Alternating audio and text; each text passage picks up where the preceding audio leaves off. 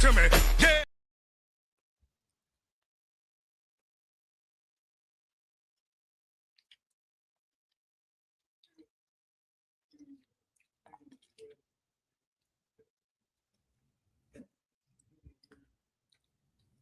At the tone, please record your message.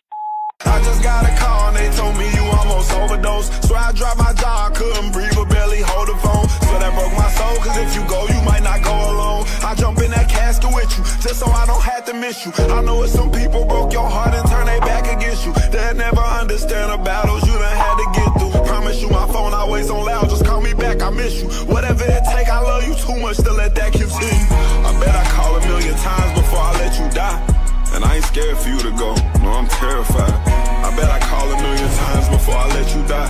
Cause you here for a reason, even if you question why. Take your ass to rehab. I wanted to say please, but if you leave the world, I swear I might not make it to the repast. Cause I ain't eating no cake around no snakes that I know is in your face. And they ain't make sure you was straight, that's gonna make me mad. I can't really find the words to talk whenever I call, so I had to put my feelings in a song. You know you my dog, you know I give everything I got to make sure you don't fall. You can have the pants around my waist, shirt and shoes and all. People in your head that say you can't, you gon' prove them wrong. Tryna paint your character one way, they ain't know you was strong. You ain't gotta be embarrassed, we can't let them demons scare us. Everybody got demons, they don't speak about if we compare. Most of people different than they show you, they can't even wear it. We all tryna break some kind of addiction, we don't share it. Got me in tears, right? Take your ass to rehab, nigga, I don't care if you feel like it. Talking like you got it under control, like you don't fear dying. You ain't gotta suffer in silence, ain't gotta live private. Sometimes you can talk so nonchalant, but I won't quit trying. I won't let you drown in defeat. I go to war before I let you get caught out in the streets. Some people watch it happen, but that ain't about to be me. I know them drugs calling, but they won't call louder than me. You hear me? They won't call louder than me. I know them drugs calling, but they won't call louder than me. They won't call louder than me. I know them drugs calling, but they won't call louder than me. I couldn't even breathe thinking about you not being here. Please don't leave here without me, I cannot be prepared. Life ain't easy, nigga, it ain't gotta be fair. Gotta stay clean, nigga, I pay all the costs and affairs. You my dog, you ain't never gotta do this alone. Talk to God, I'll be praying hard for you to be strong. Give my all to make sure you don't think you on your own. I give my all to make sure you don't think you on your own. I know you're ready for this one.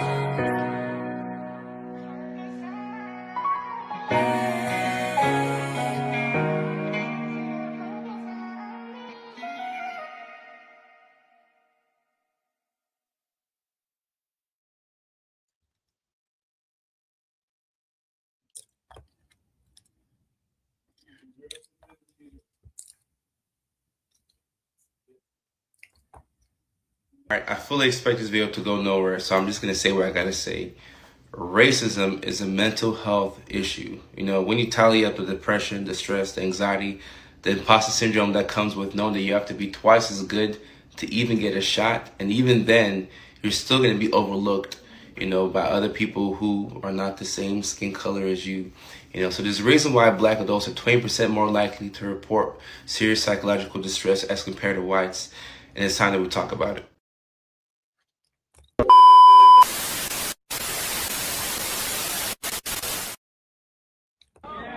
We declare our right on this earth to be a man, to be a human being, to be respected as a human being by any means necessary.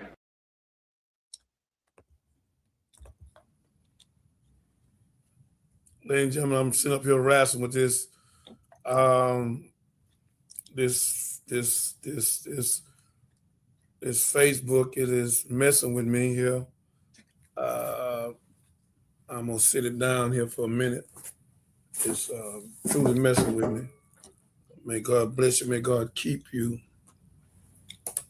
I'm gonna sit it down right here.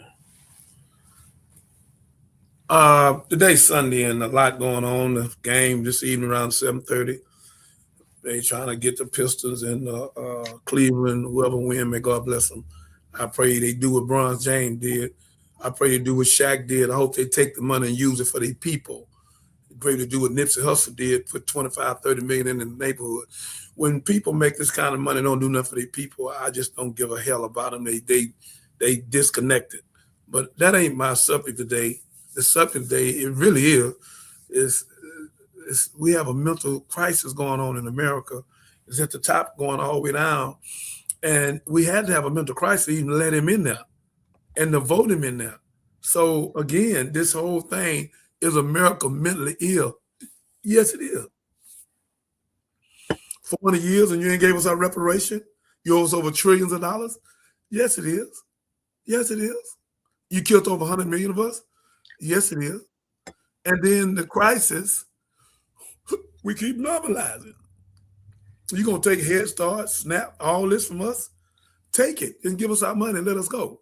And give us 5 states and let us be on our own. It's just sad what's going on in a lot of people on Facebook, on TikTok. It's saying things, and my brother said something today, and Captain, let me hear it for a moment. When we come on the show, we want to give you knowledge, wisdom, understanding. We want to give you freedom, justice, equality, food, clothing, shelter, love, peace, and joy. So I wanted to put on something today to dress up for you today, to show you how much I love you and want to come in the front of you today to let you know that, this was a celebration when I first put this on. It was a celebration. And to Master Father Muhammad, someone that came in 1930, July the 4th, and gave us what we need with a white mother and a black father. So the racism here is broke up. What I'm trying to say to you is this. Is America mentally ill? The crisis we keep normalizing. Yes, Catherine, you are 1,000% correct. And in your analyzation from Fort Worth to Dallas, for all the places you've been, you have seen the normalizing the stupidity and ignorance and the narcissistic and the discombobulation of America with this president and with the government and with the Republicans, and won't stop this and start a war, unjust war, and then got gas shot out the gas. So it's all trickulated in stupidity and ignorance. It's there. People drinking more alcohol, people boxing and fighting their girls more domestic violence. Every 10 minutes, some female life is taken. This is crazy. Every 3 seconds, a woman is being taken. This is not of God. And this is why Jesus said, I'm in the world, but I'm not of the world. We done got caught up into America. We've been Americanized. That's why y'all say you're African Americans. I'm an African born in America. I'm not no American. I'm not no American Vespucci. You don't know who you are, or what you are. So we keep following this damn devil. That's why in Revelation 12:9, God allowed it to be said that the devil should deceive the whole world. The whole 196,940,000 square miles. Land-wise, 57,255,000 square miles. Water-wise, 139,685,000 square miles of land. Water. The earth weighs 6 sextillion tons a unit, followed by 21 ciphers. I'm trying to get you to understand that God is looking at all of this foolishness. And God is very, very, very upset. You taking my Facebook. It went out? I didn't think you had it going. Okay, it's back. Thank you. So again, ladies and gentlemen, it is so serious what we in for our wife, our women, and our children. And children are impressionable. So children seeing all this buffoonery. This man go over there and start a war, don't even get Congress. Hit a bomb and it hit the schoolhouse, and they say, sir, it missed him. They run in the prayer room. He hit it again. 165 young girls from 6 to 12 years old. This is the kind of president y'all have. And y'all have not moved him. You think you're putting the curse on yourself. Your ignorance. To kill them children, to take them children alive, unalive. And you think they're going to let that go? China's sitting there looking. Korea looking. Japan, everybody looking at you. Russia. They know it ain't us. They know it's this madman. When they said that 27 psychiatrists said that he's the most dangerous man on the planet Earth in that White House. Y'all need to stop the war. My last time telling you, I ain't saying this no more. Stop the war that he made because of Jeff Osteen. Stop the war where he can change the narrative of the news. Stop the war. Move him and the whole cabinet quick. Get somebody to go back and talk to Japan, talk to Russia, talk to North Korea, and get us straight. Because he has created a problem where no one wants to deal with us in UN. He's narcissistic. And the America mentally ill, yes, you let him in. You let a man in with 34 felonies and you know, is we mentally ill? Yes, we mentally ill. And still 30% of y'all still voting on me. Maybe 69, 70% of us done figured out he ain't the one. The man is narcissistic. He's gone. He said the other day, when they asked him about the people doing bad in America, he said, I don't care nothing about that. That ain't none of my belt. I don't care. I'm dealing with Iran. Now tell me you didn't say it. He said he don't give a damn about y'all. Gas up, everything up, food up, everything up. And all he do is run around and lie. And his wife done got him in trouble with her lies. Is America mentally ill? Hell yes. And the cure we keep normalizing? Yes, we do. That's why they're trying to stop and take money from the guy in California. I think Gavin Newsom, the governor, because he looks so good and everybody wants him to be the president besides Miss Harris. Because we might well take him, because if we go back with her, they'd rather lose the whole America than let a woman in there. So let her be the vice president. Let him be the president. Because this their mindset. A woman can have him, but she can't lead him to God. Just the mindset. It's the ignorance of America. So again, play that tape on our brother where he was trying to tell the people that we should go and apologize to our women. And one of the brothers say, I'm not apologizing because some of the women are bees, because I'm gonna whoop him in a few minutes. So come on, let's go. Will do. I'll get that video queued up, Minister. Welcome to the Johnny Binder Show and happy Sunday, everyone. Hope you are enjoying your day. Please be sure to like, subscribe, and share. Thank you all for your support. We are growing, thriving, and doing well, and it's all because of you.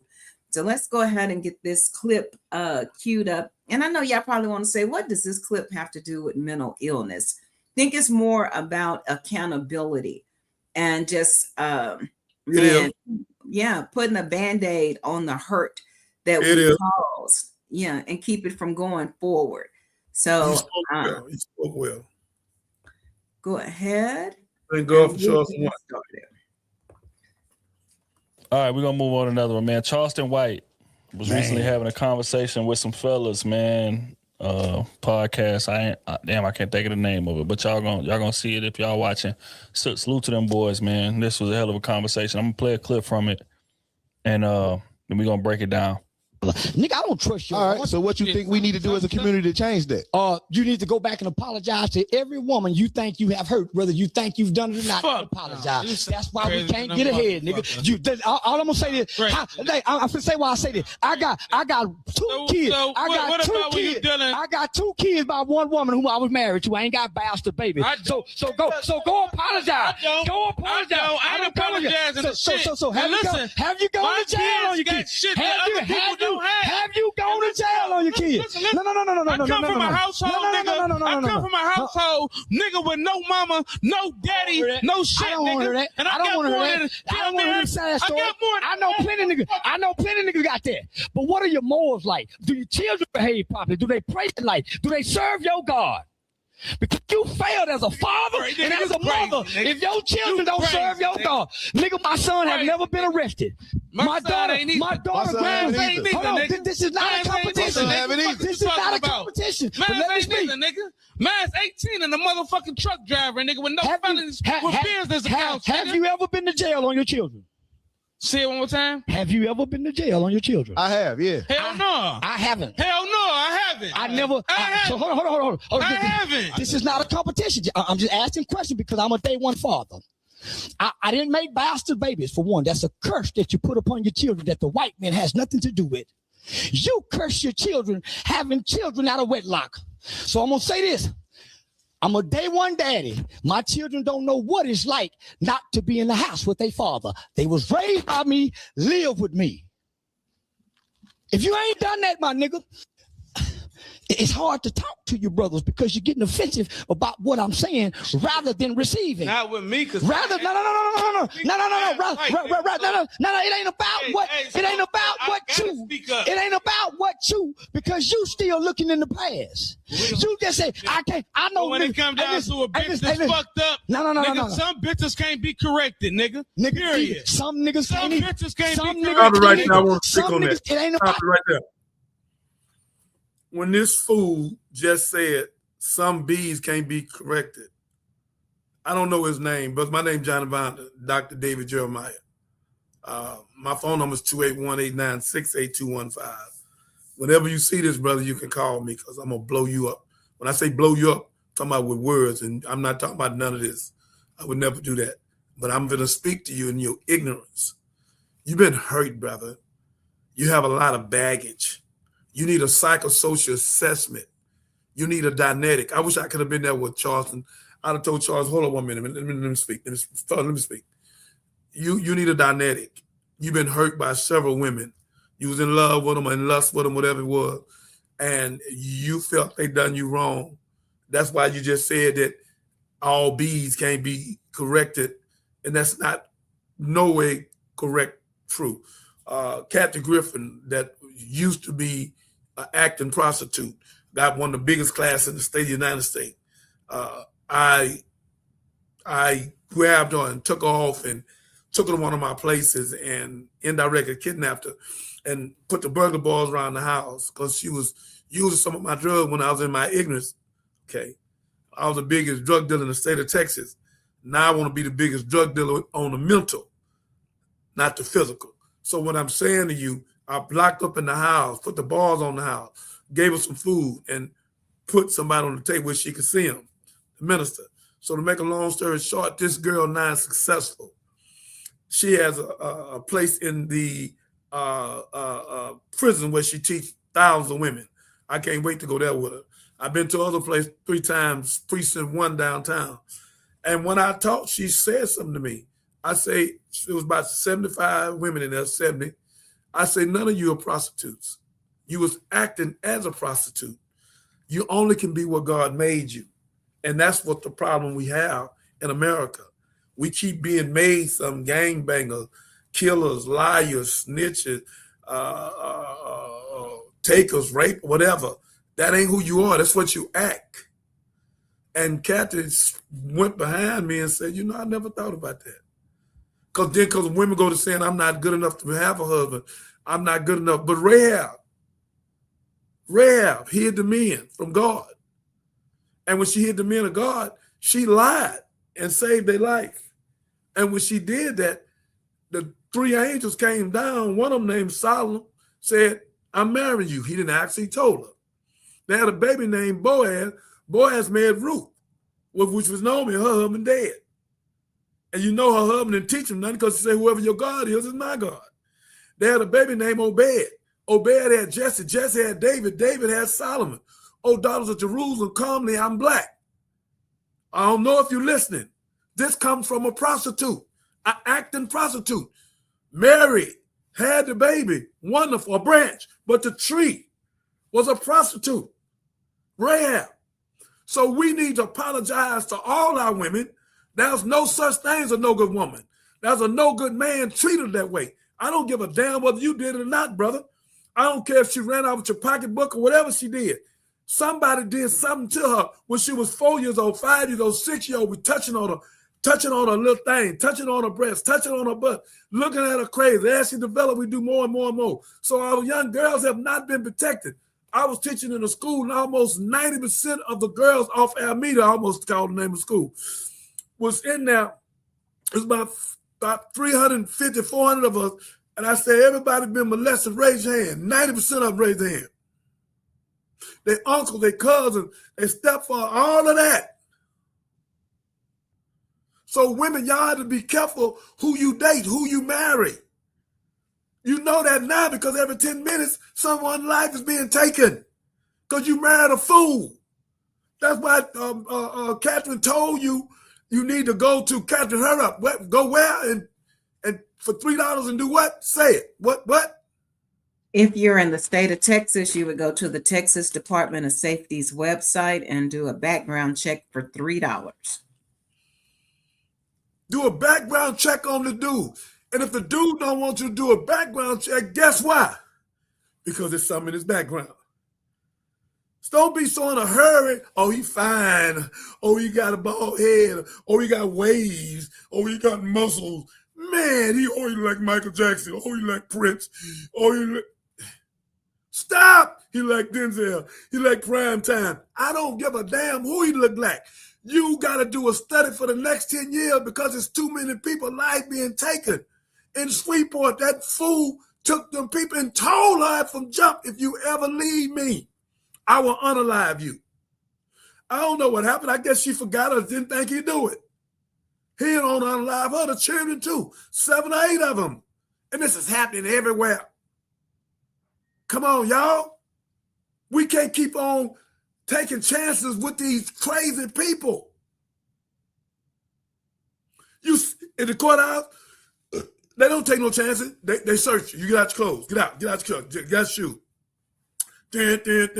Airport. But the schoolhouse, let anybody in there. Don't make no difference. They had 22 casualties. See? I told Green we could stop this in one day. Let me put all the stuff up there.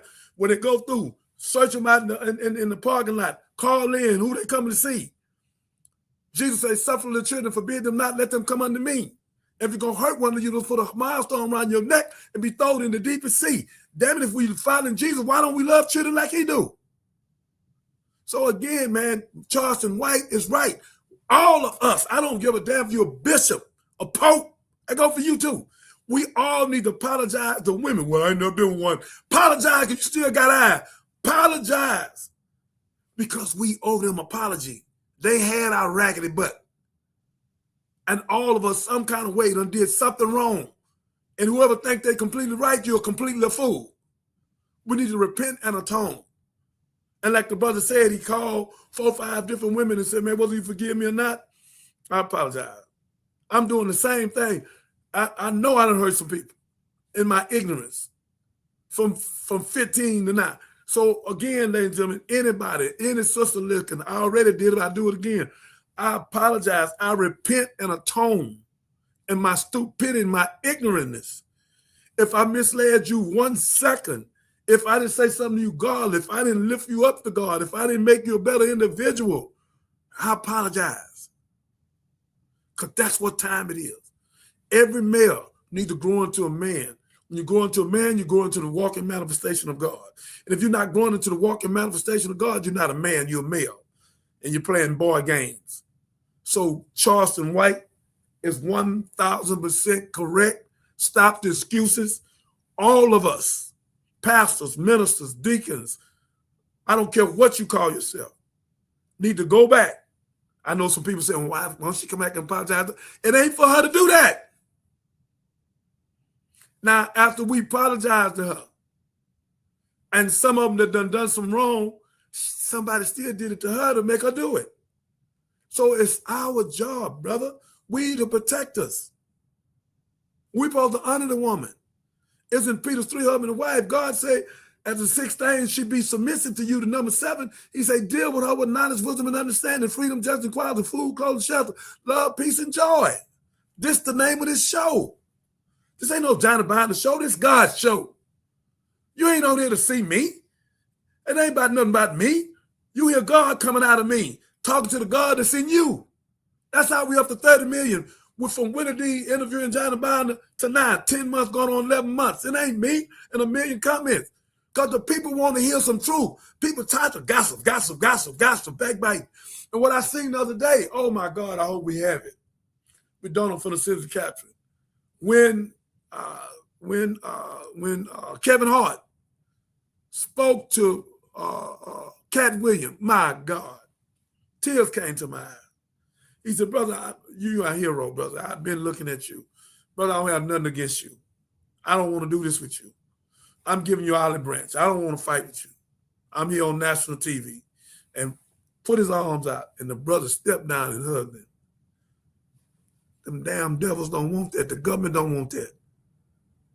I'm telling you, man, we got to stop falling into this buffoonery.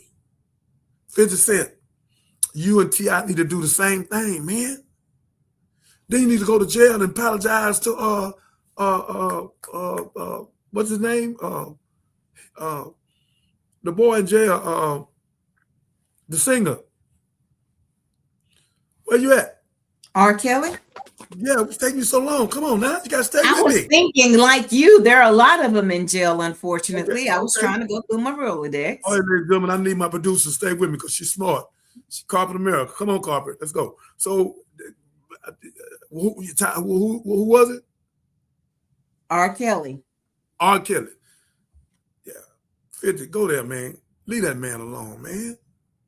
He sure ain't worse than that fool. You know, Epstein. So come on, man. Brother, and let the brother alone, man.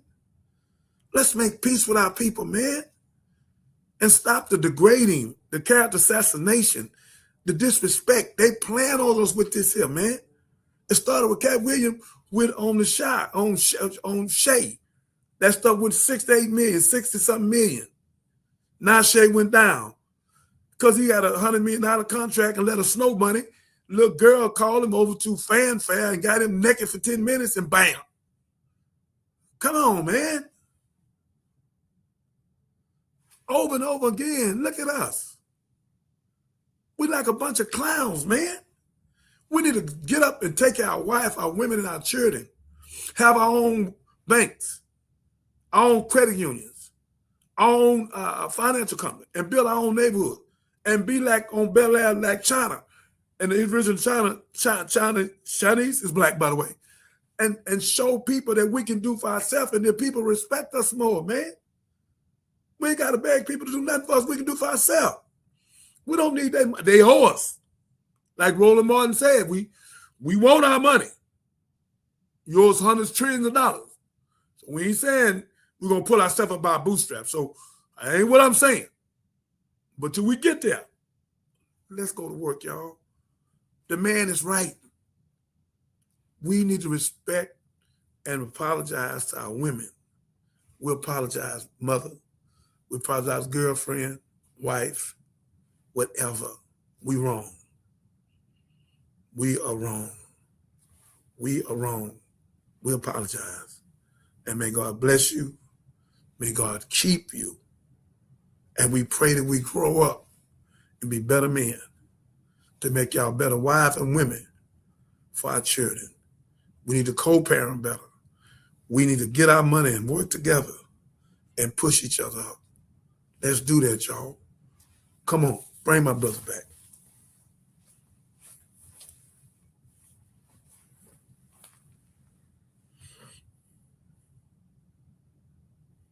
The bitch. It's about what you done wrong to the bitch. The bitch didn't do wrong to you first. How you know? You showed up fucked you up. know? You showed up How you fucked know? up based off what you How just you know? said. Based off what you just said. You just said you were with no mother. You can't correct the fucked up bitch. This ain't got nothing to do with the bitch. I'm talking about us, black men. Take the eyes off the bitch. You said you showed up fucked up already with no mama. So how you gonna love her and you ain't get love from mama? Come on. Which is the first teacher. Mama is the first teacher. So if you don't get love and nurture. Mama's the first teacher. The man just proved to him he was out of line because the man said I had no mama, no daddy. So when you got to her, you was already messed up. When you got to it, you already had baggage. Most of us do. We bring the baggage with us. Some of us can release it, some of us can't. That's why you're so easy to trigger. And that's why you're being triggered on this show. You triggered on the show. You're showing your ignorance right now, brother. You need help. You need a psychosocial assessment and a dianetic. I don't know your name, but I know your shame. That's why you argue with him, because you can't see and you call him that's a four-legged dog. When did she rape you and rob you? When did she take your name? When did she put you in slavery? But you got nuts to call her BITC. But that's the mother of the earth. The black woman is the mother of earth. Dr. Mendel and Leakey, the two white anthropologists in America, the Mendel Law proved that. Cranston West-Western, the ISIS paper proved that. Dr. McFadden, the Making of the White Man and White Woman, PhD proved that. And the message to the black man. So again, and again, stop. The truth is out now, brother. You need a psychosocial assessment and a dianetic. And don't you ever open your damn mouth again and call a woman what you just called her, a four-legged dog. You sick, brother. And that's why you talk like you talk, because you need a psychosocial assessment and dianetic, and he done punched on you, and it come out of you, and you triggered again. Come on, let's go.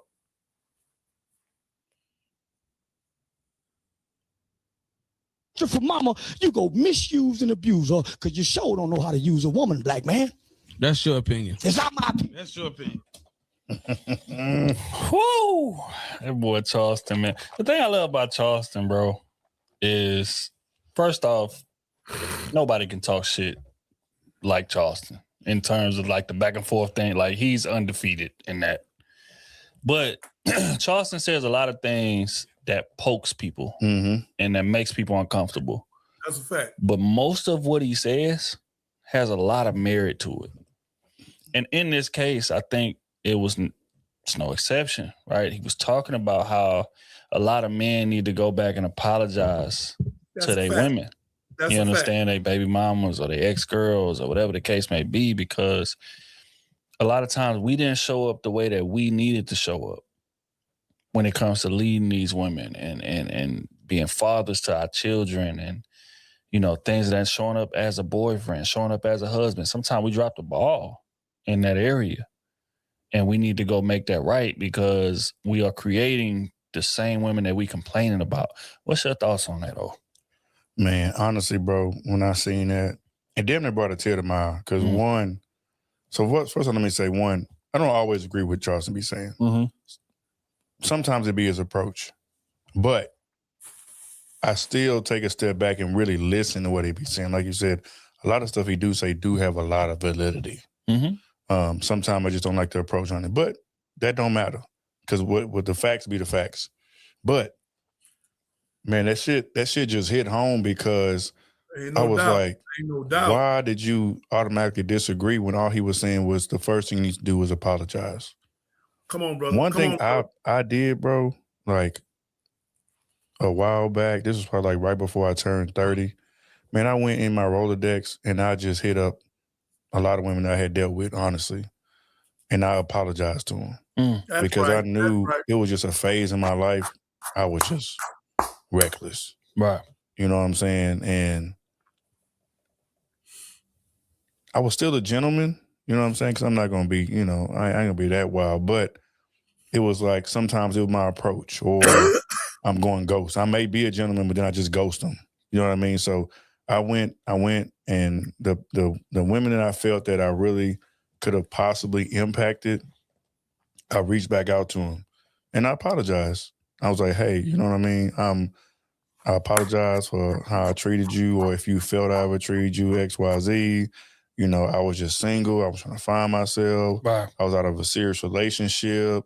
I was not knowing what to how to deal with it and things like that. Like, I just kind of laid it out to quite a few of them. And, I was like, if you don't accept my apology, completely understand.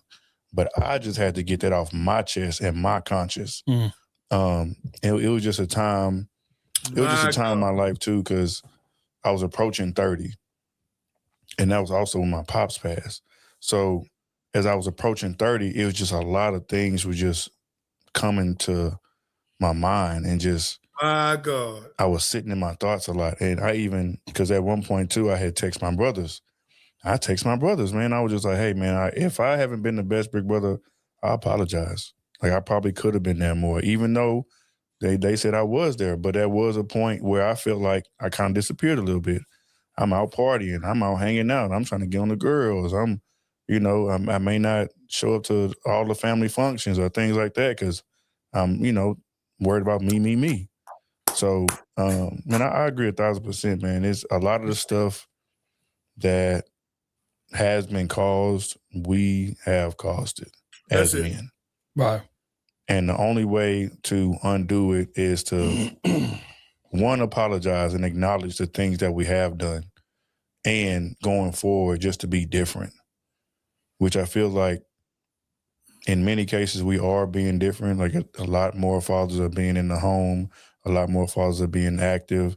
Even if they may be separated, the man is still wanting to, be in the child's life. Mm-hmm. Not every man, I understand that, but more than the past are trying to do right. Thank you, or brother. Trying to, just share custody, like whatever it is, just to make it right. I see a lot more men trying to make effort versus not being around at all, like in the past. So, but yeah, man, I agree, man. And like you said too, like some stuff is a little trauma, and like bro was saying, he kind of making excuses a little bit because he brought that up, which is fine, but just acknowledge that. And that's really all he was trying to say. Like, I hear you, but if that was the case, you wouldn't have brought this up. Ain't no you know doubt. what I mean? So, Ain't no doubt. Yeah, man, he be speaking facts sometimes, man. I got it. Yeah, man, I think most women. Let him say what he's going to say. Most women what? Let me hear him say what he's going to say.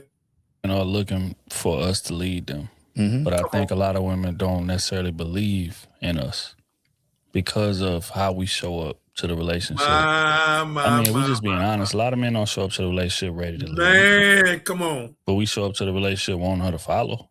Yep. We don't necessarily know where the hell we going. But we want her to be in lockstep and supportive and all of these things. And it's like, nah, sometimes, bro, you got to take that time to really figure yourself out. Figure out what it is that you want to do. Figure out how to communicate better. Figure out how to voice our feelings, voice our concerns, things of that nature. A lot of men show up to relationships with communication deficits. We don't even know how to express what we're going through. But we want her to support us and help fix it and things of that nature. We can't even explain it right.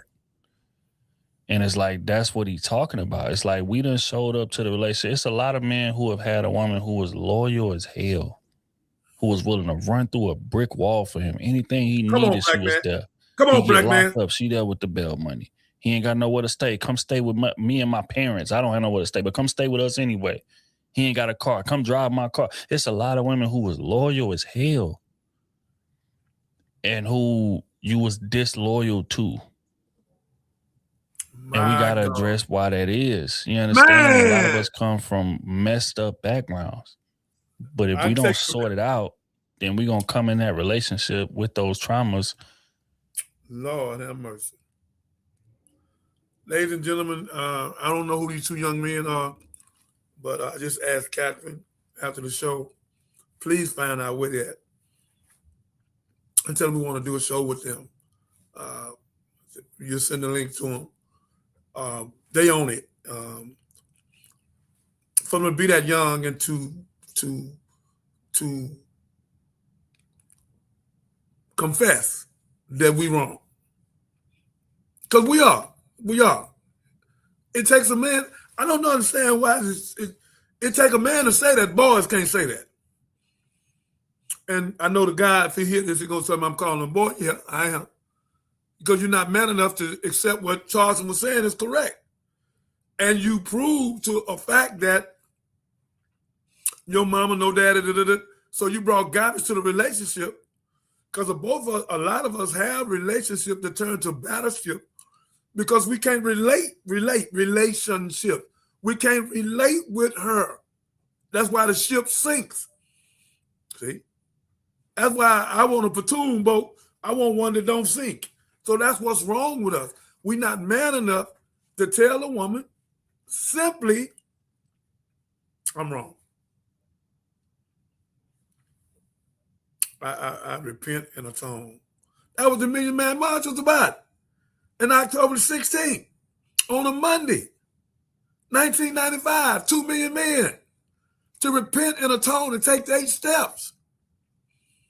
It's been on the agenda because we've been had Willie Lynch 1712. Fear, distrust, and envy when he brought the letter to Jamestown, Virginia. And then it ended in 2012, but it said being a perpetual cycle, and it will keep going because of our ignorance. We trying to marry somebody, date somebody, like the brother said. Where we gonna lead the woman to? But to hell or jail. We don't even know how to eat, man. Y'all still eating pork chops with your woman. Oxtail. Greasy chicken. Black man leading heart disease. You still the chimichanga right down the street. Popeyes on Tuesday. Chick-fil-A 50 man-made ingredients. So you not studied to show her and to lead her. That's why in the Bible they say we must study to show ourselves approved. And our people destroyed for the lack of knowledge. And 12:9, Revelation, that the devil should deceive the whole world. And here we are. And this is why the subject is America mentally ill? The crisis we keep normalizing, rationalizing. And here we are. Black man, white man, brown man, all of you, listen. Go and apologize. Be a man for once. Oh, let me help you out. I repent and atone, honey. I apologize for what I said, what I did, when I lied. I apologize. I want to treat you right. I want to honor you and your child, our child. I know we can't get better together now. You married or a boyfriend, no problem. Let me co-parent. Bring your boyfriend. Let him know I ain't trying to do nothing. Let me just co-parent. And then if there's a chance y'all still want each other, then y'all go back together. Ladies and gentlemen, we have to straighten this up. The government, J. Edgar Hoover government, the worst one ever, he's worse than Trump, will never, ever do right by us. We have to do right by ourselves. It's a mental issue. This is mentally an issue. The woman had us. Our mother had us. She nursed us. She carried us with faith and pain. They cut the umbilical cord. We could have not made it. She could have not made it. It was billions of cells there, and God touched one. And here we are. If we can make it through that hostage situation and swim with no feet, no arms, then we can swim now. Let's repent and atone. Today, let's honor all our women, black, white, and brown. Let's repent and atone. And tell a woman, there's no such thing as a no good woman. There's a no good man made her that way. She's not a whore. She's not a one-night stand. She's not ghetto fabulous. She was made that way. She's the mother of earth. Ladies and gentlemen, let's wake up. Is America mentally ill? Yes, it is. To leave this man in office this long, we are mentally ill. When 27 psychiatrists told you that he's the most dangerous man in the White House, and y'all are so cowardly, you Republicans. The woman, Margaret Green, whatever her name is, she stepped out, was the lieutenant governor of the mega, and she's speaking. And the rest of y'all whispering like a bunch of, what's wrong with you? You're going to lose all your constituents. You know what this man is doing is wrong. You know he shouldn't have started this war. And they're going to sue the government for $10 billion. Come on, y'all. And then going to negotiate with himself and pay it. Are you serious? We in a deficit, and you gonna take $10 billion as a president? You supposed to work for the people, then you rob the people? Consistently for you and your children? And your predecessors that done gave you millions of dollars? And for the billionaires? And we keep sitting here playing with this. Remove him now. Stop the war. Move him. Vance and all of them. They puppets for Israel. They robots. Wake up, America. Think all these people march and say they don't want no damn king. Don't nobody want no damn king. We ain't gonna kiss his ring or his butt. Wake up.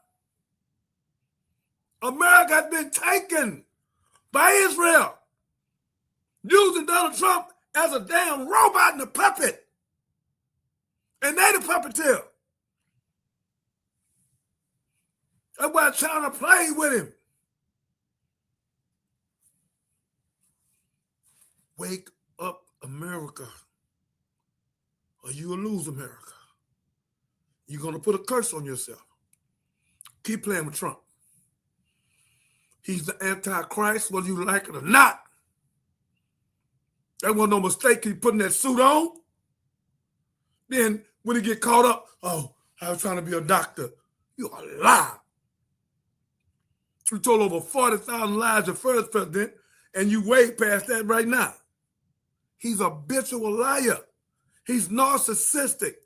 Him and Muff is the two sickest people on the planet. This is what they doing. Muff get money from the government for all that junk. And we ain't getting a dime. Here go a billionaire getting contracts and money. Lord have mercy. Is America mentally ill? Yes. Come on, Katt.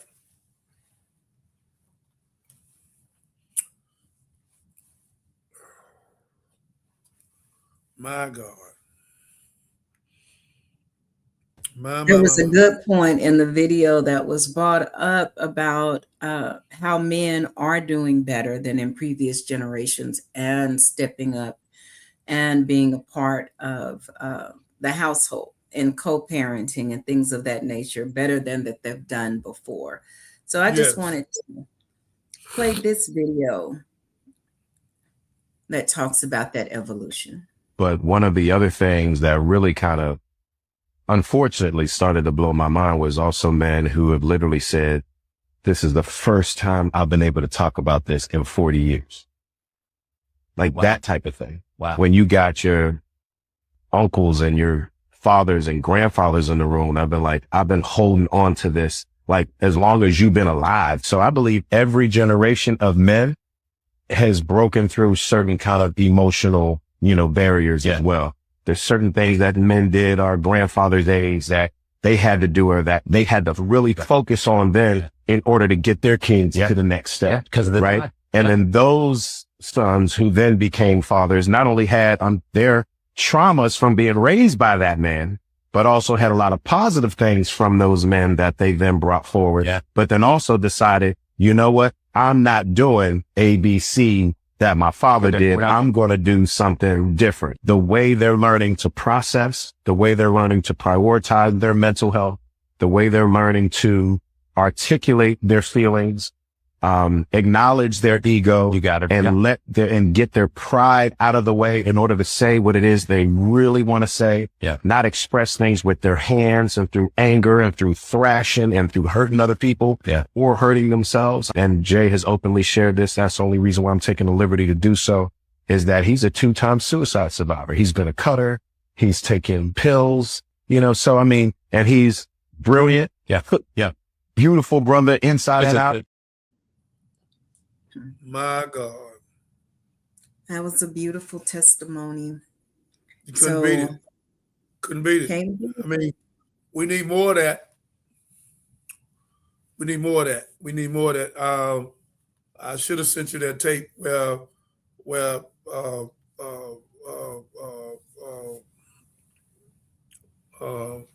the comedian apologize to Katt Williams, Kevin Hart, and they hug. I know you don't have it. We catch it on next show. Okay. Or if we have a long enough break, I can see if I can find it. Yeah, you just pop it up. I'm about 2 minutes long, but this is a great show, ladies and gentlemen. I hope y'all put your people out to it. It's something we need to really think about as American mentally ill. Yes, it is. It is. It's this racism that went. I mean, racism is. I'm talking about systemic racism. It's a major problem in America, and it's so sad that they only been here 6 days, 6,000 years. Mendel and Lincoln, the Mendel Law, proven that the first bone structure they found is in Berkeley, California. Drone named Lucy, 2 million years old. Then another one in Ethiopia, 6 million years old. So, which is us. So we've been here. You just got here, and you came here from us. And the Mendel Law and the Lincoln, they two anthropologists have proven this. We don't even go through none of our people, from Francis West Weston to Dorothy Fadden, PhD, making of the white man, the white man, the white woman, to ISIS paper, to the message of the black man. We can go on. It's there. Miseducated Negro by Carter G. Woodson, De-Educated Negro by Carter G. Woodson. It's all there. So again, ladies and gentlemen, that man and the governor in California, if we can get him and Miss Harris in that White House, a lot of things can be settled, a lot of issues, not that they can do all of it, but they get about 40, 50% of it straightened back out. Because Donald Trump has set us back 10 years. And it's going to take somebody with some wisdom of God and the spirit of God to get us out of what we in. Because that man have took us back with his systemic racism. And that's the truth. Is America mentally ill? Yes. And the crisis we keep normalizing? Yes. And that's a fact. But hasn't this country always been mentally ill? Wasn't it established on mental illness? Because if you think, yeah. No doubt about it. When they put the smallpox in the blanket, our Aboriginal brothers, they call Indians, and over almost took out 20 million of them. Put the smallpox, syphilis, 1934, for 500 men, and gave us syphilis. Then blew up 1921 Tulsa because of Tatum, which was the second oil field, deepest oil field. They tried to say it was Rollin bumped into a white girl, but he married that white girl 9-10 months later in Chicago, and we created Chicago. A black man created Chicago, as well as we built the whole Washington, D.C. So again, my beloved, yes. So, and then to enslave us. We're not no damn slaves. We empress and emperors. We kings and queens, prince and prince. Josiah was 8 years old and a king. So that's not who we are. So stop trying to bring slavery to us. You made us slaves. And we should have fought hard and hard and harder, wherever it should have never happened. We should have had more Nat Turner, more Dimmoff Visa, more Gabriel Prosser. We should have never accepted that for one moment. But again, we here. And we ain't going back. So, Mr. Trump, your 2025 project and you following Israel is not going to work, and you not stronger than God. And the people have said, we don't want no king, and you will not be our king. Come on, next one.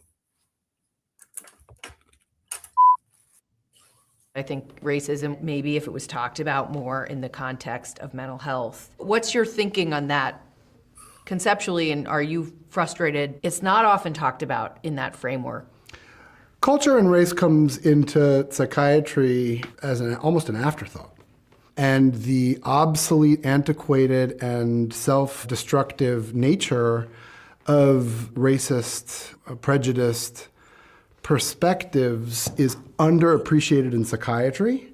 It's not addressed so much. It's not a symptom of anything. There is a cultural formulation that was proposed by Roberto Luis Fernandez and others that was never really used. My kids, we live in the whitest of lily white suburbs, which I chafe at, but I told my middle son that he likes to talk about racism. He said, well, that's racist, that's not racist, that's racist, that's not racist. And when I talked to him about the concept of us and them, how that is part of racism. We are good, they are bad, white is good, dark is bad. All of these tropes that have oppressed millions and millions and continue to. He really didn't understand it because I think he lives in such a homogenous society where he doesn't have to. And whether you're an African American in a predominantly African American neighborhood or a white person in a predominantly white neighborhood, without the exigency of confronting the other, I don't know if you can become more aware of your own racism.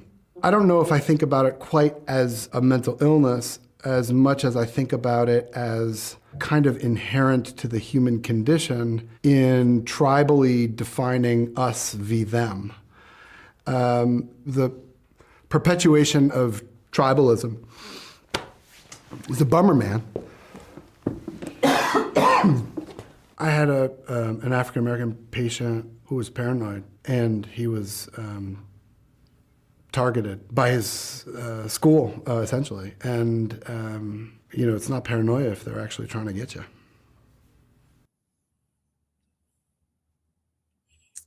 So, Minister? Well, he spoke very straightforward. He spoke the truth. And his son couldn't understand it. No wonder he's not old enough. And he's not in a school of that sort. And he's in a white, all ivory neighborhood. So he's not confronted with those issues. A lot of those neighborhoods were built for that, to get away from the crazy acting. It is some crazy acting. But it was put on by their ancestors and their ancestors from what happened, because we never been corrected or respected. We never had a psychosocial assessment of Dinetic. We never been reparated with reparation, where they can say I'm wrong. The only one I said it was Clinton, to say we wrong. I don't think there's no other president has ever said that. Clinton said it was wrong for what happened in Tuskegee in 1934 when they gave us the syphilis. So again, most people are not man enough, not God enough, not spiritual enough. Religion comes from religiosity, so throw all that junk away. It's junk. So that's why God said in Isaiah 34, you clothe yourself, you fed yourself, but you have not fed my flock. You have scattered them. Okay. So we got 400,000 churches. They're not of God. If we just had 2,000 of them of God, we could change America. But everybody is into this faith-based initiative, and you already know what that is. It's 3 things they can't do to take the money. So again, and we played it. And again, ladies and gentlemen, what the guy was saying is that we're going to have to face up to the truth. It's racism in America. It's systemic racism in America. And they are guilty of it. And we have put up with this buffoonery and foolishness long enough. We ain't hung you on no tree. And if it was, it wasn't but a few. But a lot of us been on that. You pour gas on us. You cut us wide open. You cut the babies out. You set them on fire. So where the circles come from? Our body parts. Over 1 million beautiful black women get kidnapped in 10 years because our body parts are more expensive than anybody. Like I said, I have not heard, not even Dr. Umar, no one speak on this for myself. So again, the law is not just, if we got a felony, I can't get an apartment, but somebody can have 34 felonies and become the president. So it's something wrong with America. There's no justice for us. Now he's trying to cut off the media and tell the media what they can and cannot say, because it's all about him. But that ain't gonna work. And people standing up to him now more than ever, and the judges, because they can see his narcissistic, his systemic racism, and seeing Israel controlling him. And we right back to the same subject. Is America mentally ill? The crisis we keep normalizing. Yes, it is. And that's what the brother was just speaking about, normalizing. Because we don't want to really have a real conversation about the racism in America. Barack could have done that. He kind of touched, but he didn't go all the way. He could have had that summit on racism and put him $1 billion building up in Chicago. All that's great, but we still got the same problem. If you put your building up in every city or every state of the United States, Chicago have not been taken care of. But a little girl, Cardi B, with filthy music, I love her to death, took her money and raised $174 million to help those children with schools and shelters. Cardi B, wherever you at. My name is Johnny Binder, Dr. Jeremiah. My movie is Redemption of American Gangster, and I would love for you to be in it. I would give you a major role. That's a fact. I'll let you be Maria's assistant, she was the biggest drug dealer in the state of Texas, female, Marie Preston. I would love you to be in it. And we had a female rapper. You could do that part. So I love you for what you're doing. And I love you because you take care of so many people. And we thank you for all the great work you're doing for the people. That's a great thing that you are doing. So again, thank you for the great work. God is not through with you yet. God is not through with you yet. I want you to keep on. I want you to keep saving lives. And we're going to keep honoring you and respecting you. We're going to keep honoring you and respecting you. And let God do what he do. Thank you. Thank you. Thank you, Cardi B. And I want to thank John Legend for him being a humanitarian. Alicia Keys for being a humanitarian, both of them over in Africa, cleaning water up and helping people. Oprah Winfrey, you've done such a great job. 60 million. You had a few problems, but you straightened it out. And Tyler Perry, we can't stop you enough for buying that biggest studio where we was once slaves there, now one slave on it. So again, Tyler, we just want you to get you a beautiful black wife.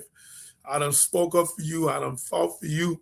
If you could do anything for me, you should help me come open up these 100 vocational schools. You can put your name on it. I don't care. And if you chose to help me with the movie, The Redemption of the American Gangster, this is what time it is.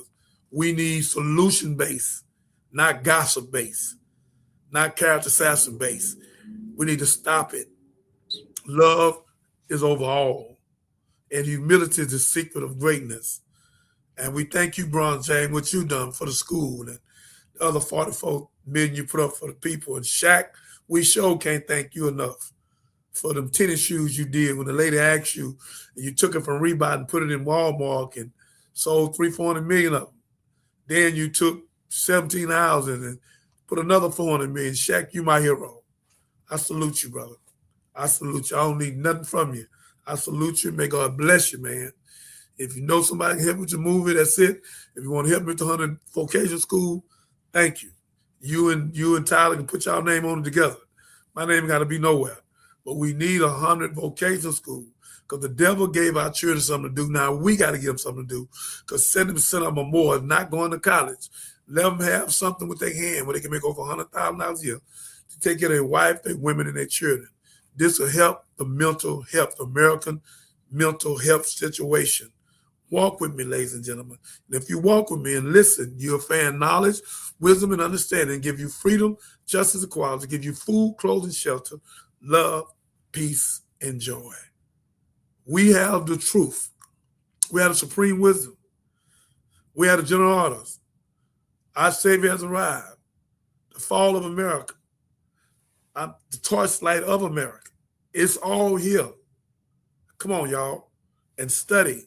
75% of the teachings is of the woman, because you have to know who the woman is. And when you know who the woman is, you will love her and cherish her. You won't beat up and put your filthy hands on her.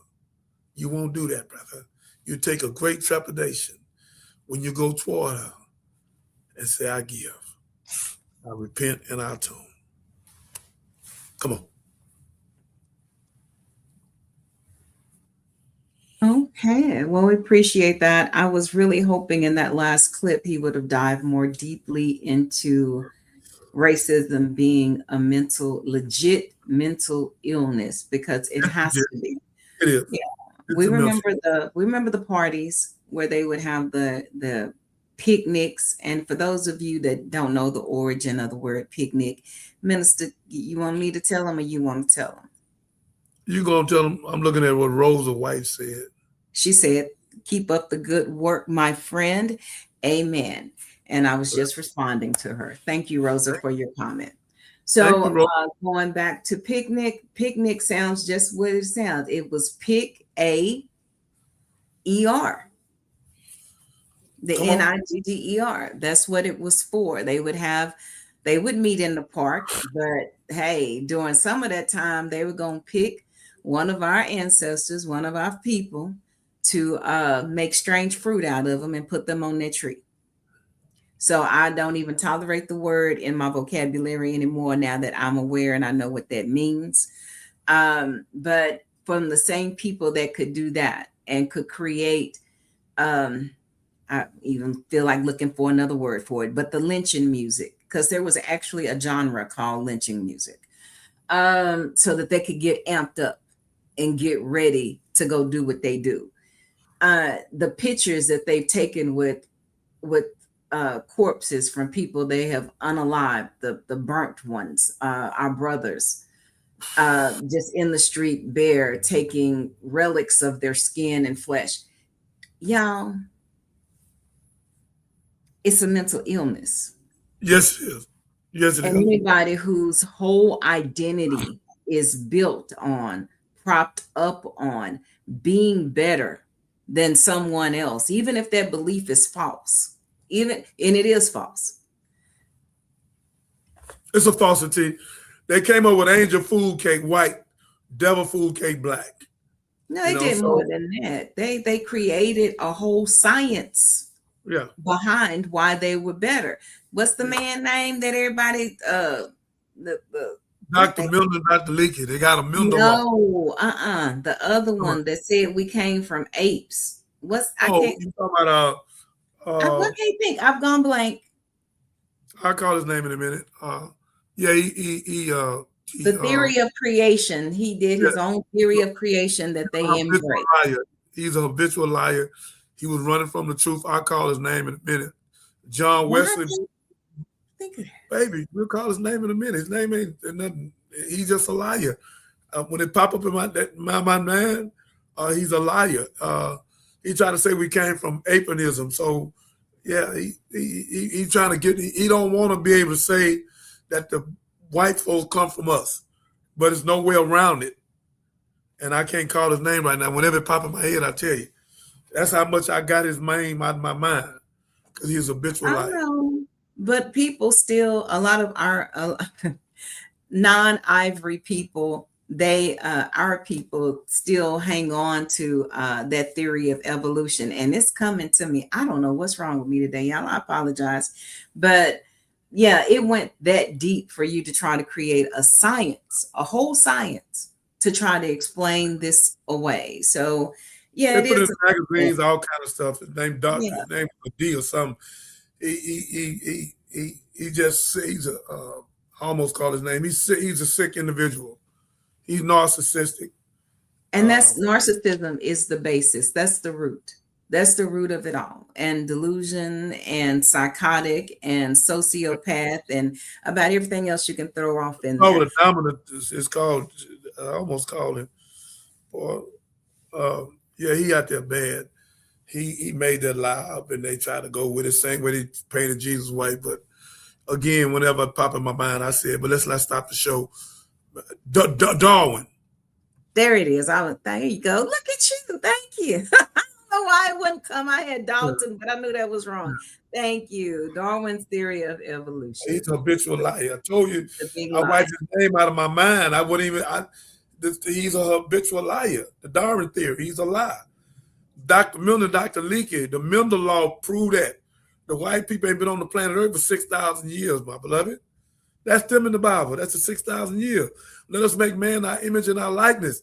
I just try to not tell them the whole truth because they're not ready. We made them in our image and our likeness. We gave them dominion and power. They come from us. God don't need let us make no man. So again, we just be, why you think when Cain killed Abel, Cain was able to go out and find another woman? If that was the beginning, how was another woman there? So again, all that's a lie. And that's it's 81 books. It ain't 66 books. They took out 15 books, man. Okay, they took the first one. They took out with Enoch because they had 4 angels in it. Speaking about Michael, the angel is more powerful than all angels. He had not just to go and stop and take, but also to build and be over the other 3 angels. So it's a lot in the 4 angels that God gave privy to over America and over the world. So they wanted that out of there because they didn't want to follow what God had put in place by the 4 angels. That's why they took Enoch out the Bible. It's 81 books. It ain't no 66. But again, one day when we'll speak on that. But they want to keep us confused. You can keep people confused. You can control them. That's why you have a devil sitting on one angel, on one shoulder, a devil sitting on one, and God sitting on the other one. Both suggest you all the time you must learn to be wise enough to recognize the voices and follow the angels. As a positive side and negative side of every situation, but we always look at one side and regret our short-sightedness. We must pray, work, sacrifice, and study. See, we seek refuge from the Lord of men, the God of men, from the evil of the whisper of slinking devil, or whispers to the hearts of men from among the jinn and the men. We seek refuge from anxiety and grief. We seek refuge from the lack of strength and laziness. We seek refuge from cowardness and niggerness. We seek refuge from being overpowered by debt and oppression on men. All I suffice to me what is lawful. Keep away from me what is prohibited. When thy grace make me free from what is want beside thee. They don't want you to know none of this. As long as they can keep you ignorant, that's why they made it against the law for us to read for 315 years. And why 44% of the children finish school are functioning illiterate. They don't want us to know who we are, and what we are. And that's how they're controlling us, because we won't sit down and study with our children. One woman I just met, I think you heard her, she cut the TV off the whole week and let the children look at the TV to the weekend. Why? She said she was keeping away from all the noise and the foolishness, and take the phones at 6, 7 o'clock where they go into bed, get into bed. On the weekend, they can look at TV, but she took them to baseball, football, karate, and all kinds of stuff. So when they got back home, they was tired in out. They couldn't even look at the TV. So that's the best thing to do, because this TV ain't but one-eyed idiot box. It's a devil in your house. And you gotta coach that TV, and there's so many channels now, to what your children can and cannot see. And if we don't deal with our children mentally, the devil will. That's why they say out of mind's a devil workshop. The devil gave him something to do. That's why I'm on vocational schools. We have to have them. The maid, Marla Gibbs. She's not a maid. She's a brilliant entrepreneur. She just celebrated her 94th birthday. So birthday blessings to I want to do a show on her, 30-minute show on her, please. Marla Gibbs, we love you. You put the first vocational school down there for the trips in the blood, where they can come together and stop hurting one another. So we love you. You are powerful, and we want you to smell your roses.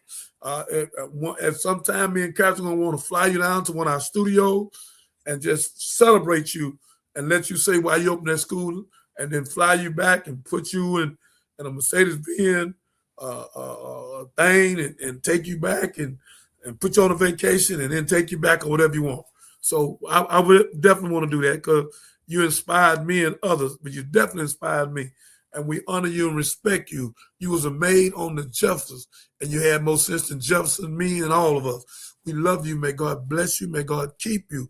We need more women like you to help us save our children. Thank you. Okay, well, when we started the show, we were talking about accountability. And of course, May is Mental Health Awareness Month.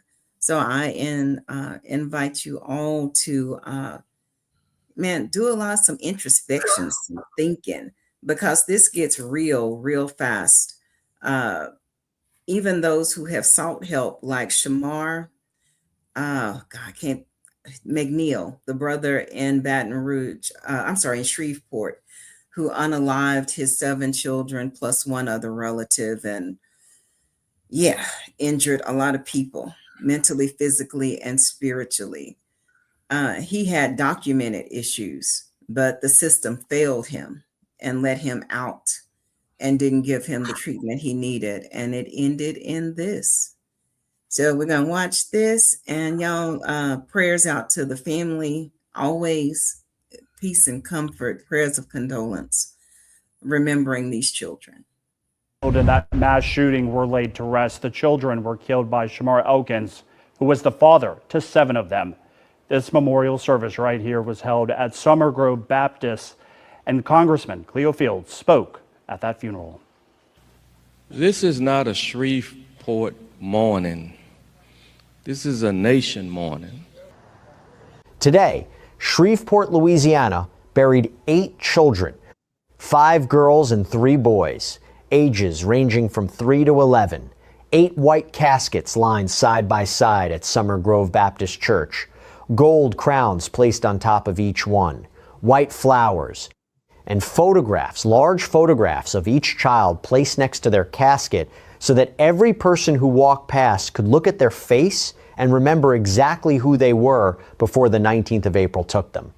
This is the day this community has been dreading since the moment law enforcement cleared that house on West 79th Street, and it falls on Mother's Day weekend.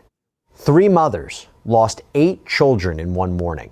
2 of them sat in that church today, one still carrying a bullet lodged in her face, one recovering from surgery after shattering her pelvis, jumping from a roof. The third, Shaniqua Pugh, remains the only survivor still hospitalized. She could not be there today. She is still in the ICU. But while that community grieved, the federal investigation into how this happened did not pause. 2 days before today's funeral, on the 7th of May, a federal grand jury handed down formal indictments against both men charged in connection with this case. Charles Ford, indicted for supplying the weapon. Michael Mance, indicted for illegally possessing firearms in his home. And federal investigators revealed something about Mance this week that nobody had said out loud before, something that reframes his role in this story completely. Today we cover all of it. The funeral, the children who were buried, the survivors and where they stand right now, the mental health of the 12-year-old girl who jumped from that roof, the indictments, and the new detail about Mayance that the ATF confirmed publicly on the 8th of May. Welcome to OJU Crime Stories. Subscribe right now and tap that notification bell. Every development on this case arrives here first. Leave a comment and tell us where in the world. We'll stop it there. Ladies and gentlemen,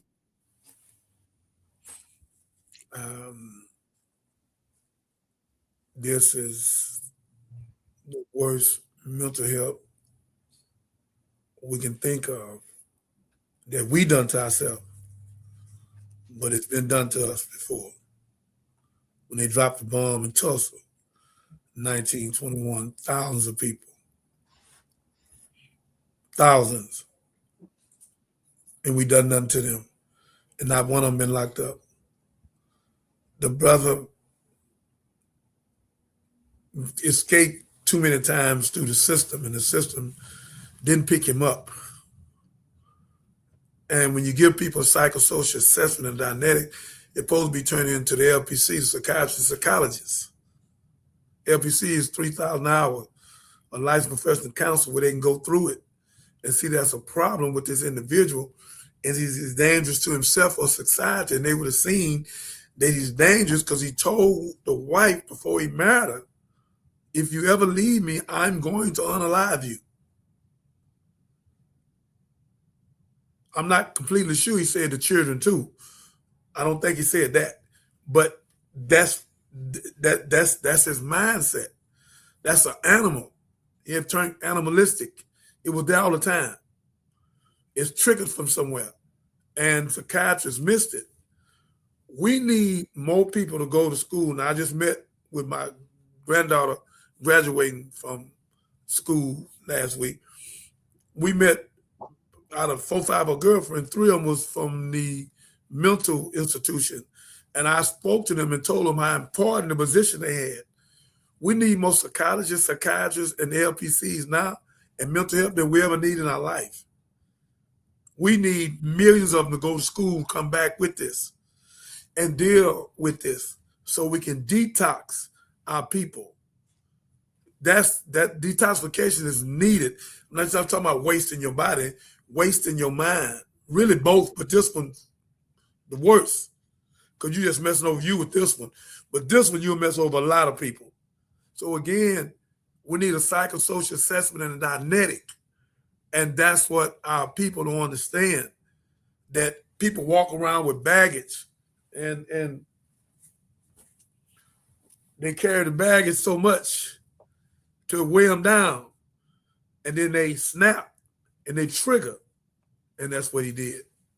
So again, ladies and gentlemen, those beautiful, innocent, beautiful children. I heard somebody, a millionaire, paid for the whole thing and all the caskets. I don't remember who it was, but I would like to give a shout out to them. Like them to come on the show and tell us why they did it and thank them. But again, at some time, I'm going to go to Sweetport and do a show on mental health. Right there, be a good place to do it at, Catherine. Right there in Sweetport, so we can deal with it, where we can make sure we can do everything possible that it never happen again. And again, I want you to say again, here in Texas or anywhere else, but right now Texas, when you dating a guy, do not get in the car with him. No. You meet him at the restaurant. Yes. Show him your ID. Here go my ID. What you show him your ID for? Because I want to see yours. Cover up your address, ladies. And cover your address up. And then tell him I'm calling where? You're going to go to the Texas Department of Safety's website and do a background check. And you will have to register, but that doesn't take long. And it's only $3. I don't know if y'all can hear that. We're going to put this out here about 4 times. We're going to keep putting it out here. We're going to keep putting it out here because y'all taking it every 10 minutes. Some woman life is taken. So what's wrong with, if the guy tell you that, man, what's wrong with you? I ain't give you my ID. You already know. He just told you. He raised his voice. He's triggered. You sitting there looking at him like, oh my God. Yeah. A real man. I had a lady my ID the other day. Yeah, about 2 months ago, I had my ID. I'm not dating her or anything. It was her and 2 children. She was scared to get in the truck, and I had to carry her about 3 miles down the road to the car in the airport. She was scared. She's a Hispanic girl. I said, here go my ID. She took my ID. She took a picture of it, and she said, I feel safer now. She got in, got all the stuff. She had a bunch of stuff. I took it, dropped off, and I pulled off. That's it. Why did I show my ID? I showed her my ID and take the picture and send it to somebody. I was giving myself up, so if something happened to her, I did it. That's what I did it for. Because I know I ain't finna do nothing to her. I don't want nothing from her. So, boom. We supposed to be doing some kind of talk show because she got a talk show, but she never called me. So, she evidently didn't want to do it because I ain't mad at her because we got a new talk show, a solution for real relationships. And this is what it's all about, mental health. And here it is.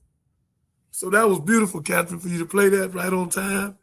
And that give people a thought-provoking to understand that this is nothing to play with.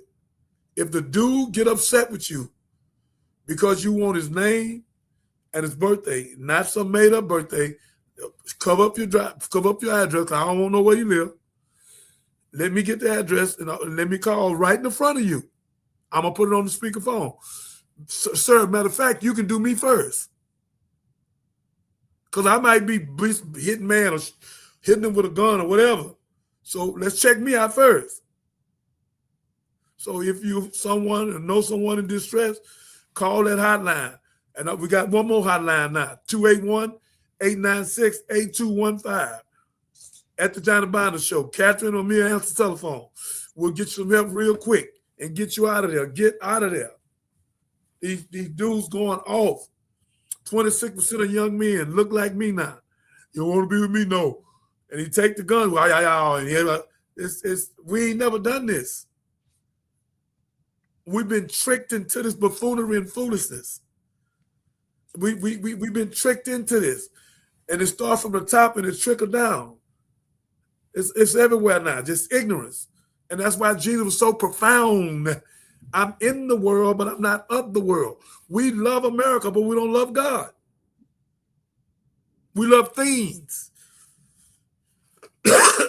Solomon, the wisest man ever lived, in Ecclesiastes said, everything I ever done was vanity and vexation. The whole duty of man is to serve God all the days of his life. No pastor I have ever heard say that. If we're not serving God, then what we're doing is nothing. The presidency is not higher than a man that serves God. When you serve God and you try to lead the people to God, not to get a Rolls Royce, not to get a $63 million plane, not to get a Rolex watch, none of that. When you lead people to God, God will open the door for you. And I'm doing all I can to lead people and my people and other people to God. And the doors are opening for me and Catherine and the staff and the people we with. I'm not going to call all their name. I want you in my business like that. But the doors are open to our movie. The doors are open to our production. The doors are open to this podcast. And let me thank Willie D from the Ghetto Boys again. Thank you, brother, for letting me be on your show 3 times. We touched over 20-some million people in 10 months, 1 million comments. Thank you for opening this show. God had you to do it. So, brother, hold your chest out. If anybody on the planet ever say something to you, any white man, any Jew boy, anybody ever say something to you about why did you deal with me, tell them the truth, Willie D. And I know you will. I know you can go. You was Golden Glove. Tell them. Say, I only did what God asked me to do.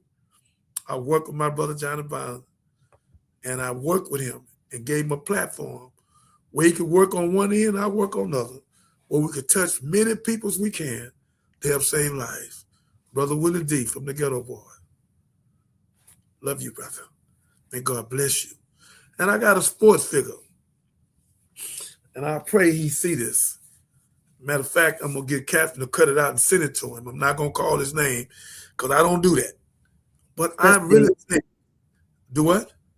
Go ahead. I really think in my heart, because it's been heavy on my heart, I talked to my son, Russell, that someone said something to this guy. The guy was all about doing my movie. I'm going to do your movie. I got you. He got a talk show on ESPN, all that. And I could be wrong, but I don't think I'm wrong. I think they spooked him. Brother, you can go to the Nation of Islam. You can go to the church, Pleasant Grove Missionary Baptist Church, where I got ordained at. You go where I got my ex at. Brother, I'm in good standings. You can go to Marie Preston, who I took the case for. She'll tell you, brother, ain't nothing on my jacket. I'm straight up. I go on national news with anybody. I'm straight up. The feds will testify for me. The feds and the state. They ain't never made me do none of that. Yeah, I faced life with no parole with Marie Preston. 4 months trial, 9 lawyers, 300 witnesses. Could have got the RICO, the CCE, and conspiracy. My case was dismissed on the 12th of November, 1987, re-indicted me on December the 14th with Marie Preston. She came to my mama's house and asked me, was I going to talk on her? And I said, Marie, never. Don't you ever ask me that again. I gave my life up for a woman I love and honor and respect. And me and her going to do this movie. And I found out somebody put a documentary out a year ago. I don't know who you are. But I'm going to let you know I'm going to sue you. I'm going to get you. So it's about 1 million views now. I don't know who put no document out on me without my permission. But I'm going to sue you. I'm going to get you. And then turn around, brother. Brother, you can help me do this movie and save millions of lives.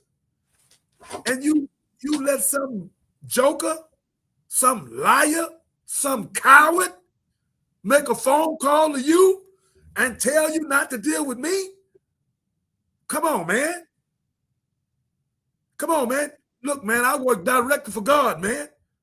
I work director for God. And can't nobody stop me, man.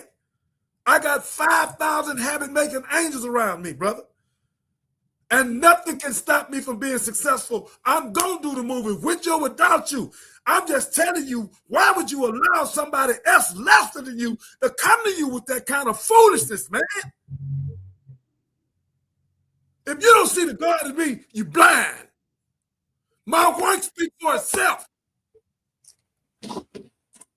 You ain't been in no damn 26, 25 prison, brother. Shipping me for 6 years, helping people, teaching people. And the man in Morocco, wherever it was in Miami, told me, say, hey, man, what? If you don't stop this, they're going to undertake you. What I do? He said, you teaching Martin Luther King and Malcolm. You can't do this, man. They don't want you doing it. They're gonna take your life. They try to take my life 5 times, ladies and gentlemen. Here I am. And the only reason I'm alive is because of God. I'm not tough. The God in me tough. But I ain't scared of nobody on the planet Earth. And whoever won't allow me, go right ahead. My player haters is my elevator. And I promise you, the show will be so big. And then we're going to go buy a building and have thousands of people in it dealing with 100 vocational schools and relationships where our children can learn how to relate to one another and respect one another and have a godship and come up higher to a godship from relationship. So, ladies and gentlemen, and my brother, I don't know why you're not here with me. I asked you to do my movie. You say you would. You're supposed to be a man of your word. And I feel like somebody came to you with that buffoonery and foolishness and with that old devilishment, that old Willie Lynch, fear, distrust, and envy, 1712, and pausing you. The same way they pause in Russell Simmons. Now you over there in Bailey. Russell, you supposed to gave me the $2 million for the hip hop church. You made a call and you let somebody pause in you because there's no truth in it, brother. I ain't told on nobody on the planet Earth. You can't find it nowhere. Ken Schaefer with his lying self created that whole thing when I told him where I was going when I left his office and told him, come back. Let me show you. And I'm not going to tell y'all now what he showed me until I do my movie. But somebody, a pastor, know who it was because I went to him and told him. That's enough because I got to keep this for the movie. Get that toy. So, ladies and gentlemen, God bless you. May God keep you. What we got next? Well, let's see what we have here. I think we want to go, as we get ready to close out, I want to do this. May is Mental Health Awareness Month, so I decided to share a little bit of my journey through therapy and how I got from searching for reasons and excuses to be what I was comfortable being and finding solutions and answers to grow to who I wanted to be. Growing up, sadness and depression or anything else that made me feel weak or victimized wasn't accepted. You know, my father was eternally optimistic. My mother prayed everything away. And so even growing, therapy didn't feel like something I was supposed to do. Sharing my house business didn't feel comfortable for me. And so when I started therapy, I spoke from this evolved place of this is who I am now. Not the things I had been through, not the things I had done, not the thoughts in my head. It was, these are the things I'm willing to give you because these are the things I'm willing to relinquish and let go and change. Not these are the things I need to relinquish and let go. And I remember for about a year, I spoke from this place of here is what is available to you. And one day I said, if I'm going to get better, if I'm going to be better for the people around me, I have to share it all. All the thoughts I have when I look in the mirror of shame and of embarrassment and of failure, I need to share those. And I did. And I remember like the judgment I gave myself, but I didn't get that judgment. I got more questions. I got a deeper dive into who I was and to why I was that way. And I wasn't told I had to change. I was asked if I wanted to and asked how I could. And so what I'm saying is, if you are going through something, share it. If you don't have a therapist, share it with someone who loves you. Share it with someone who you can listen to. Share it with someone who cares. But don't be defensive and don't guard yourself. Don't come from a place of ego. Come from a place of humility. Come from a place of wanting to be better. And you can. Because once I did, everything opened up.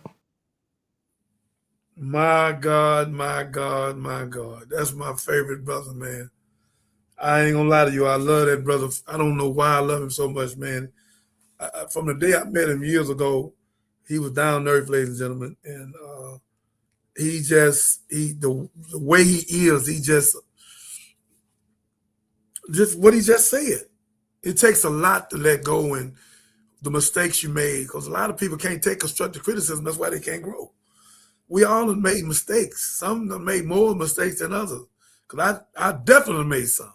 So we have to repent and atone. And even if you're not with a psychiatrist, if you got a friend, a girlfriend that you really can trust, a boyfriend. I say a boyfriend, a friend. Okay, I don't want to get it confused.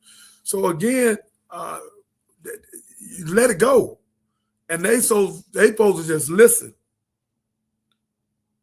They listen. And once they listen, they wait a moment and ask you how you feel. And then they either say something then or take 1 day or 2 days or 3 days to come back and address it humbly and respectfully. Somebody with wisdom and knowledge and understanding, because you're trying to detox that person away from them thoughts. That's why God told Lot's wife, don't look back. Once you let it out, let it out, let it out. And then don't go back to it. Don't go back to being a hoe. Don't go back to being a liar. Don't go back to stealing somebody's purse and breaking somebody's house. Don't do it. That is not of God. It's a better way. And that's why we got to be able to talk to each other. Us that got some sense and deal with this. Is America mentally ill? Yes. The crisis we keep normalizing. Yes. Welcome to America. Normalization of buffoonery and foolishness. And but a few of us trying to bring this thing together, and we will be successful. That's the good part. Come on to the next one.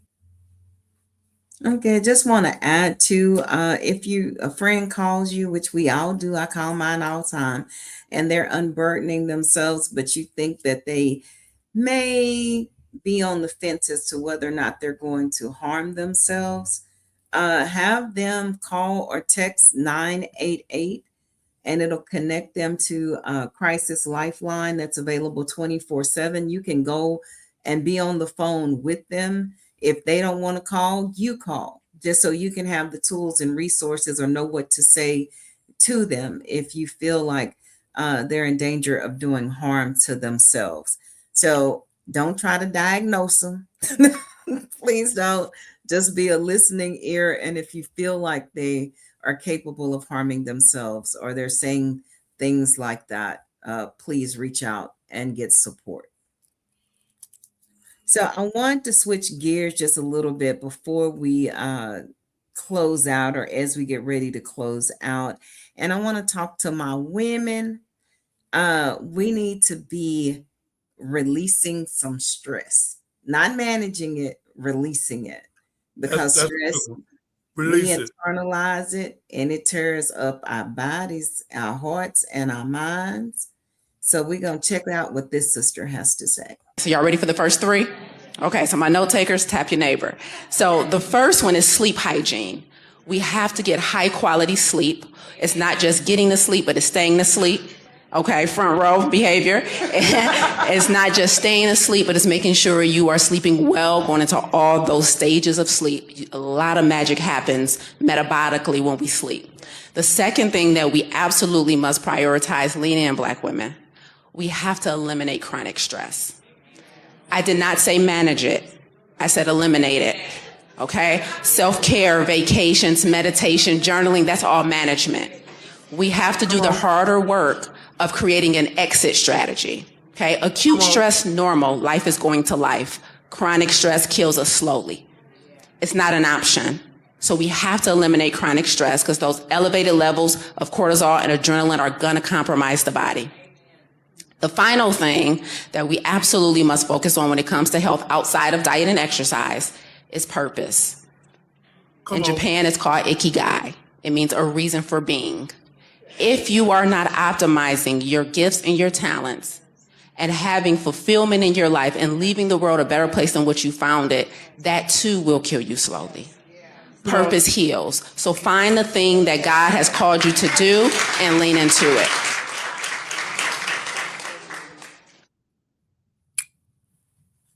That sister was so beautiful. What's her name? I'll have to go back and get her name. Okay, whatever her name is. My sister, my name is Dr. Jeremiah, slave name Johnny Bonder. I want to thank you for what you just said. Not go through all the things to normalize, but to get rid of it. I like that. I like that. I like that. And to find your purpose. When you find your purpose in life, all that other stuff that was nothing, you don't even look back at it. Because now you done found out that that ain't who you are, what you are. And a lot of people never, Catherine, found out what is my purpose, what I'm here for. You know, they just go along to get along. And just follow the leader, bunch of buffoonery. What am I here for? What is my purpose? What is my giftedness? What is my prodigy if I have it? And what should I do with myself? And should I follow God, love God, know who God is, and get a personal relationship with God? As I told you what Solomon said, the wisest man in the world. Everything I ever done was vanity and vexation. The whole duty of man to serve God all the days of my life. Ladies and gentlemen, this is serious. America's going to hell with a gasoline jacket on. Get out of America. It tells you in Revelation 18:4, come out of her, my people. Come out of her. Come out of her. Come out of her. Take this tape to your pastor and ask him, is I'm speaking the truth? It's in the Bible. God said, come out of her, my people. Why didn't God say come out of her, all people? Why did he use the possessive pronoun? Person, place, or thing. Because he know all people's not going to come out of America. We love this whore. Revelation 19, she became a great whore. Revelation 17, she was a prostitute. Prostitution everywhere. Compromising everywhere. Disrespecting our young girls everywhere. So again, This been going on. You can marry the girls with the permission of their parents for 13, 14, 15 years. This junk been going on in 33 states right now. We are sick. America is a sick pot of people. Out of 360 million people, ain't but a few million of us sane. Has the knowledge, wisdom, and understanding, freedom, justice, equality, food, clothing, shelter, love, peace, and joy of God. To look at somebody and say, I'm better. That's a mental sickness. You look at me, and I'm not black. This brown. The essence of me is black. All life comes from blackness, which is me and the black woman. All life comes from us. And if you mad about that, then you got to be mad at God. I didn't do nothing to you, but I'm not going to allow you to keep disrespecting me. We done took enough from all of you with that systemic racism from you Trumpanites. And 30% of y'all still voting with him because it's a systemic racism. You know he's sick, you sick, so you go with the sickness. The only people of God will walk away from him. To take 165 young girls at a school and y'all still with this monster. But again, God gonna get all you Trumpanites. You have put a curse on yourself. You're not going to get away. And you'll never be our king. And you will be removed. You started the war. You created this problem. The gas is up. They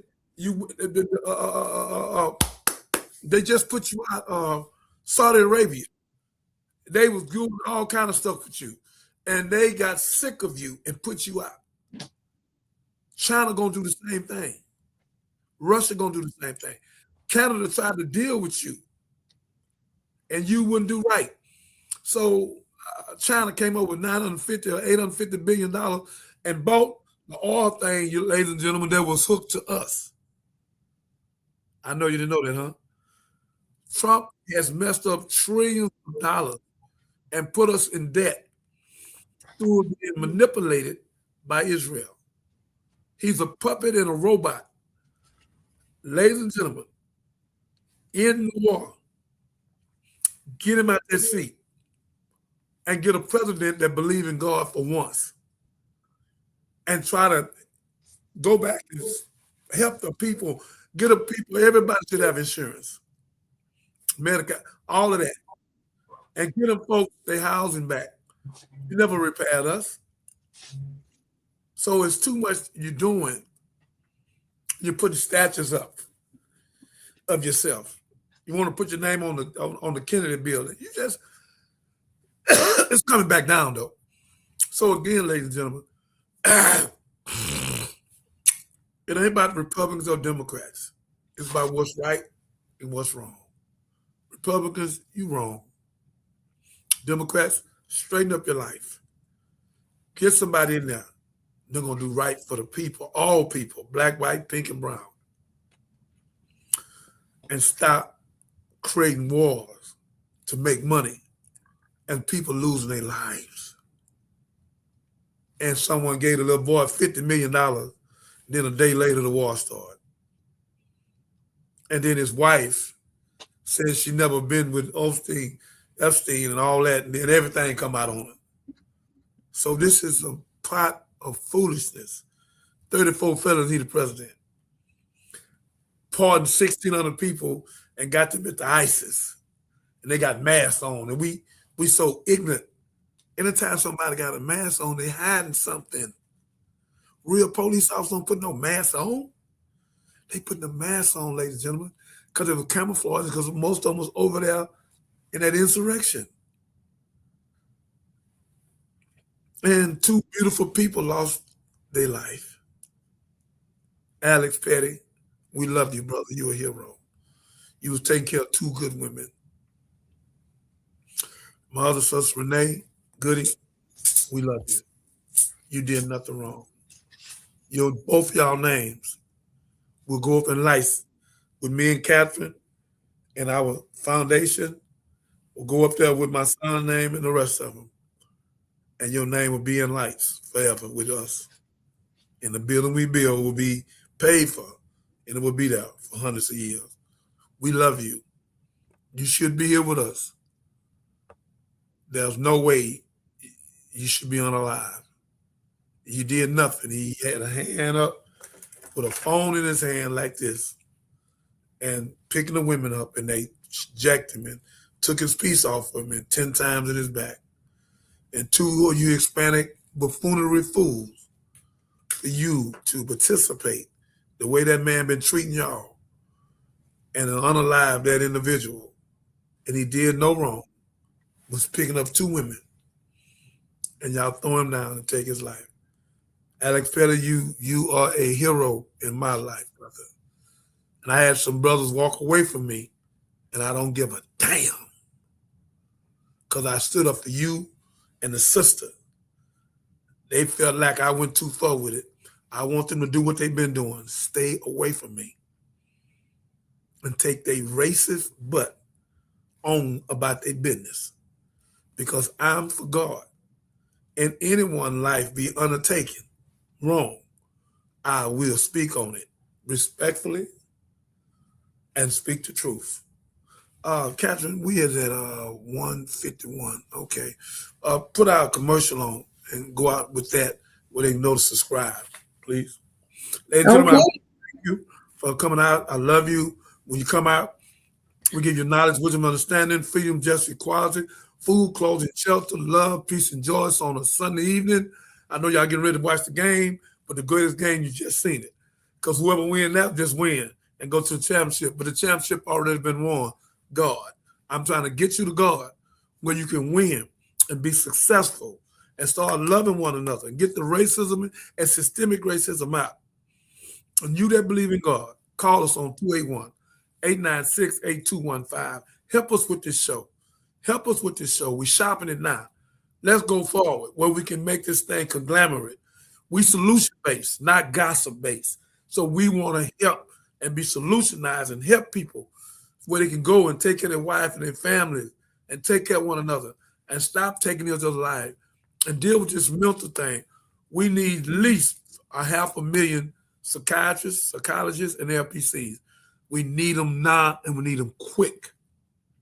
Okay, well, we're going to go ahead and cut it off there because we won't have time for anything else. So thank you guys for joining us this evening. As the pastor said, if you are watching this on replay, please remember to like, share, subscribe, and drop us a comment. We like to know what you're thinking. So please do that. We're still going to go out on a high note, and we will see you later. I denounce you in the name of Jesus. Every devil gotta flee. You don't have no reason. I'm bold as a lion. I don't fear no evil. Blood of Jesus on me. I'm covered. I'm lethal. Yeah, came out to find out I walk with authority. Devil been lying, but the truth is restored me. I got the word and it's cutting like sword to me. Step in the spirit, ain't nothing controlling me. I was in bondage, I'm breaking the chains. Speaking his name and they running in pain. You can't reside where the Holy Ghost reign. I got the power, ain't playing no game. When I speak, heaven move. When I pray, demons lose. Every stronghold breaking loose. By his blood, I'm living proof. I denounce fear, I denounce doubt. Everything not like God, I cast it out. I denounce sickness, I denounce pain. By his stripes, see I'm healed again. Generational curses breaking.